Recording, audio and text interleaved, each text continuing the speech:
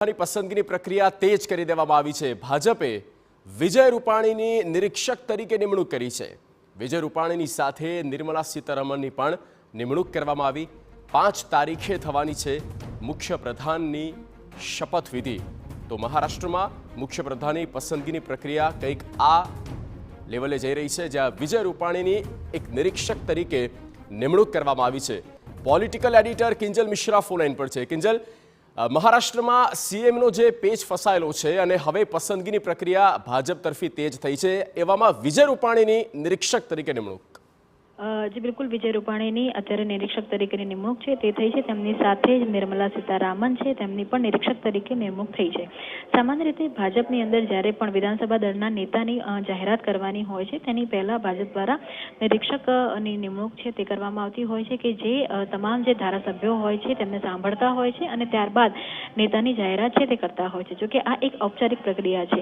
મહારાષ્ટ્રની વાત એટલે અલગ થઈ રહી છે કેમ કે મહારાષ્ટ્રની અંદર ભાજપને જીત તો મળી છે, પરંતુ જે એકનાથ શિંદેની વાત કરવામાં આવે તેમને જે રીતે એકનાથ શિંદેનું નામ હટાવીને ભાજપના જ કોઈક નેતા હવે મુખ્યપ્રધાન બનશે તે પ્રકારની વાત છે તે આવી રહી છે। પરંતુ આખરે મુખ્યપ્રધાનનો ચહેરો કોણ, દેવેન્દ્ર ફડણવીસ કે અન્ય કોઈ ચહેરો, તેને લઈ અને પેચ ફસાયેલો છે। તે તમામની વચ્ચે ગુજરાતના પૂર્વ મુખ્યમંત્રી વિજય રૂપાણીની નિરીક્ષક તરીકે નિમણૂક થઈ છે। તેની સાથે જ કેન્દ્ર સરકારના મંત્રી નિર્મલા સીતારામન આ બંનેની નિમણૂક થઈ છે। માનવામાં આવી રહ્યું છે કે આવતીકાલે સાંજ સુધીમાં બંને નેતાઓ મુંબઈ જશે અને જે ધારાસભ્યો છે તેમની સાથે મુલાકાત કરશે।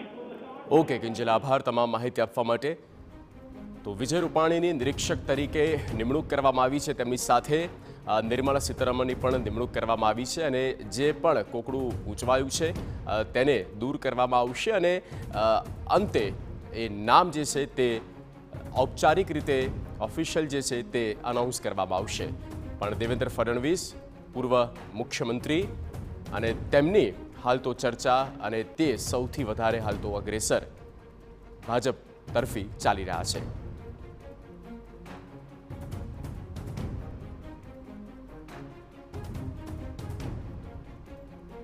તો 5 ડિસેમ્બર તારીખ પણ નક્કી કરવામાં આવી છે। સમય છે 5 વાગ્યાનો, સાંજે 5 વાગ્યાનો, આઝાદ મેદાન, જ્યાં શપથ ગ્રહણ સમારોહ યોજાવાનો છે।